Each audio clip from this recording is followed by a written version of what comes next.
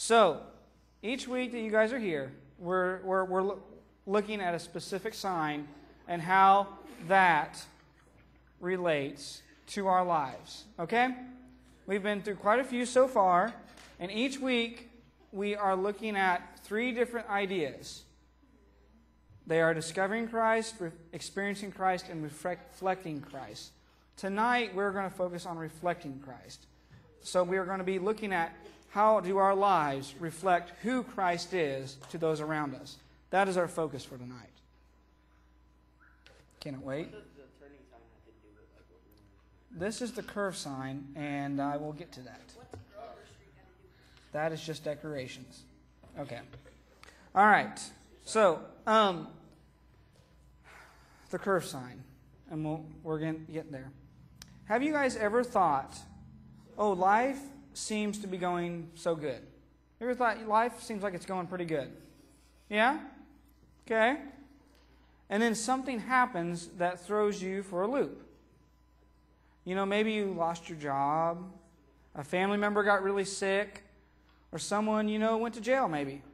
Or you made a stupid decision. The list goes on.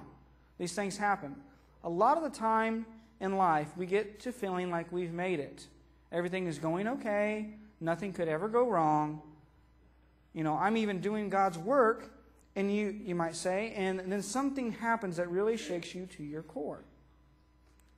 You wonder, where did that come from?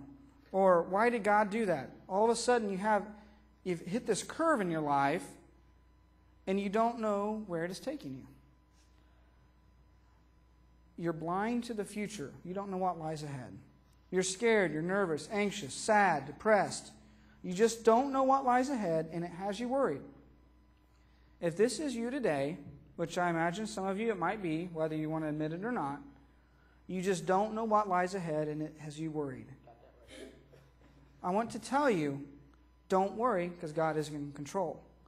And to illustrate this, we're going to look at what happened to Paul in his ministry, and he thought he was doing what God wanted him to do. And he was in all reality. But God had bigger plans for Paul than Paul, I think, ever even imagined. So you see, Paul had been preaching to the Gentile audience. And the Gentile meaning those who weren't Jewish by birth. So when you hear the words Gentile in the Bible, it's referring to those that aren't Jews. Okay? So Paul was preaching to the Jews. And he was having success. I said that wrong. He was preaching to the Gentiles. And he was having success. Well, it was time for him to journey back to Jerusalem, the birthplace of Christianity, to meet up with the Christian leaders that were still there in the city. Paul was bringing back offerings for the poor and the widowed there in the city from the newly founded churches throughout the Gentile area he had been preaching in. So while he was there, he went to do the normal Jewish thing when coming back to the city. He went to purify himself ritually in the Jewish ways so as not to create problems with all the Jews there. He didn't want to stir up trouble that didn't need to be stirred up. So he went ahead, even though he was a follower of Christ now, he went ahead and did the ritual things that the Jews did just to not cause trouble. Well, he was just about done when a bunch of Jews there saw with Paul, a Gentile convert of his. And when they saw this Gentile convert and knew that Paul had been in the temple, they just assumed that Paul had taken this Gentile into the temple, which he hadn't. But they just assumed that. They made that conclusion. And for them, this was horrendous. For them to have a Gentile in the temple was punishable by death. So what did they start doing? They all start chanting to kill Paul. They want him dead. So, this is where we're at. We're at Acts 21 and 27. And this is out of the Message. It'll be on the screen here where you guys can follow along. And I want you guys to pay attention to what Paul is going through. Okay?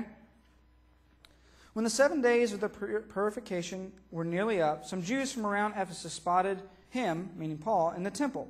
At once they turned the place upside down. They grabbed Paul and started yelling at the top of their lungs, "Help, you Israelites, help! This is the man who is going all over the world telling lies against us and our religion in this place. He's even brought Greeks in here and defiled this holy place." Soon the whole city was in an uproar, people running from everywhere to the temple to get in on the action. They grabbed Paul, dragged him outside, and locked the temple gates so he couldn't get back in and gain sanctuary.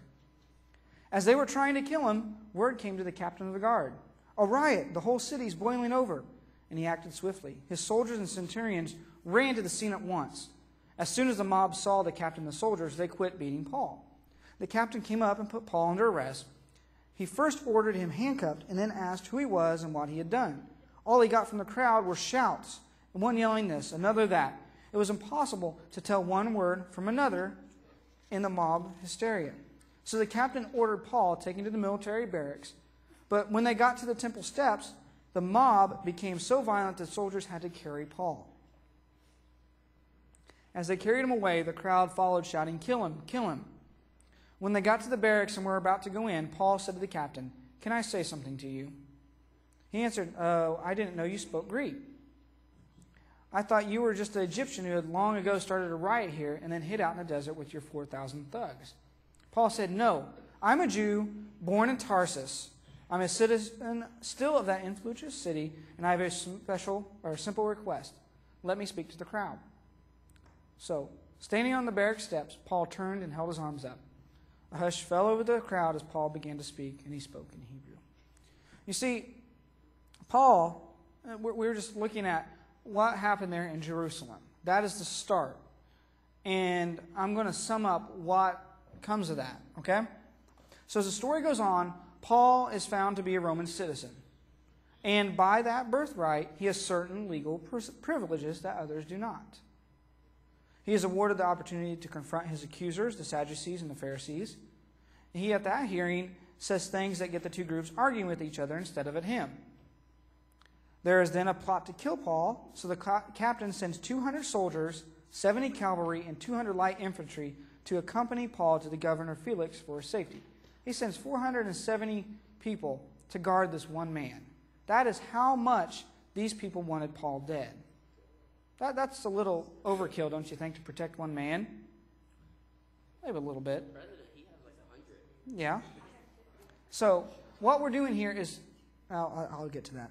Felix then locks Paul in King Herod's official quarters, and then he spends the next 2 years in jail under Felix's rule, while Felix and his wife spend day after day listening to Paul preach and teach them about God and his plan for mankind. A new governor takes over named Porcius Festus, who listens to Paul as well. He has a trial for Paul again, where numerous high-ranking officials come to hear Paul speak. Paul then appeals to Caesar. Since he is a Roman citizen, he had the right to be heard by the emperor himself. So he then is sent off to head to Rome. Before he gets there, though, he has the opportunity to be visited by King Agrippa and his wife, who went to hear Paul as well. Just said there. So throughout the stint in Paul's ministry, he finds himself not by anything he has done, but only by what God has done, in the presence of the highest rulers in the world at that time, being able to share with them the message about God's Son and his plan for all. That's pretty amazing. You see, through all this, Paul spends over 2 years in chains. He is, not by anything he done, but by God's power, he is able to speak to all these influential people and share with them the message about God. This curve that Paul has been thrown in Jerusalem turned into something wonderful, you could say. He was able to speak to people about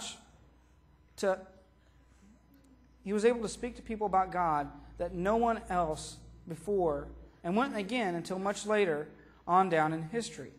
Paul's curve in life leads him to a place where God was able to use him in amazing ways.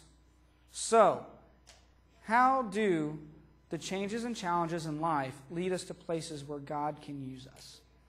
That is my question with this lesson. I know it's been kind of heavy so far, but here's what I'm trying to get at. Okay?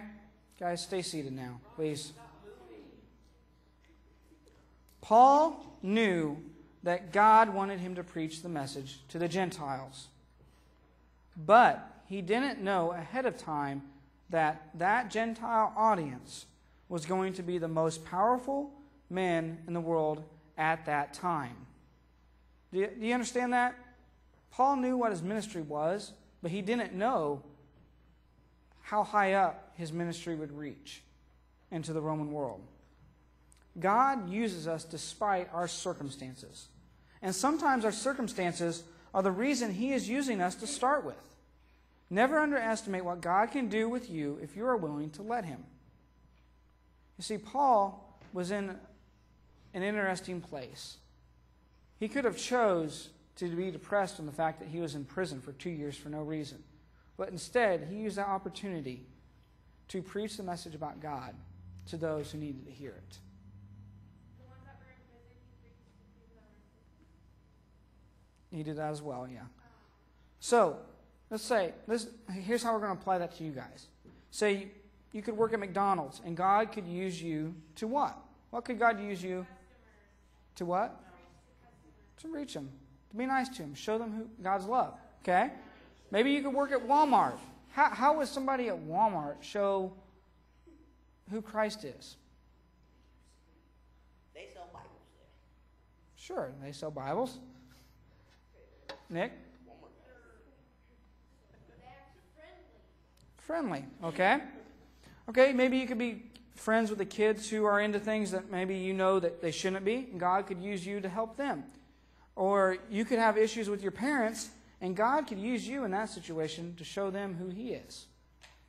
Just like God loves us for who we are and where we are, He uses us in the places that we are at. He uses you in the schools you're at, in the neighborhood you're at, in the town you're at.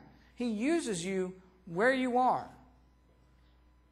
We don't always have control over the circumstances that we live in. Sometimes we may not live in the best of households, maybe. Or maybe our friends aren't the way they should be to us. But God uses us in those circumstances for His good. And sometimes even in spite of those circumstances. So just because maybe you aren't a minister or wasn't raised in the church doesn't mean God can't and won't use you. Sometimes, no, most of the time, it's those people who aren't the typical Christians that God uses the most. In fact, I would be willing to bet you all that you have more influence over people at school than I do when I go to visit. Wouldn't you agree? I don't have diddly squat of influence over people that I visit with you at school. But you guys do have influence on them. And you can do so much more to spread the message of God than I could ever do there. But you say, wait, I'm not a minister, or, I'm nothing special. Why would God use me? Well, that's the point. God uses us all. And if we would only see what He wants to use us, and if we would only let Him work in our lives, we would see more and more the power of God working around us in the lives of those we know and love. It's not about special titles. It's about allowing God to use you wherever you are at for His glory. Paul was nothing special. He was just like his contemporaries in the Jewish circles. But he was a person who let God use him where he was at. He allowed God to use him in his everyday life to preach and spread the message about our risen Savior. There is nothing more extraordinary and powerful than an everyday person like Paul, like us, like you, allowing God to work in and through you to reach the lost. It is then that we see God moving among us. So what's ahead? What's around that curve? Only God knows. But if you let Him in and let Him work through you, who cares what's ahead? Because if He is in you, nothing else matters. That's what I'm trying to tell you. Nothing else matters unless God is in your life. Because if He's there, what is this world that we live in? It's nothing. All it is a mission field to teach others about Him. So pray with me, please.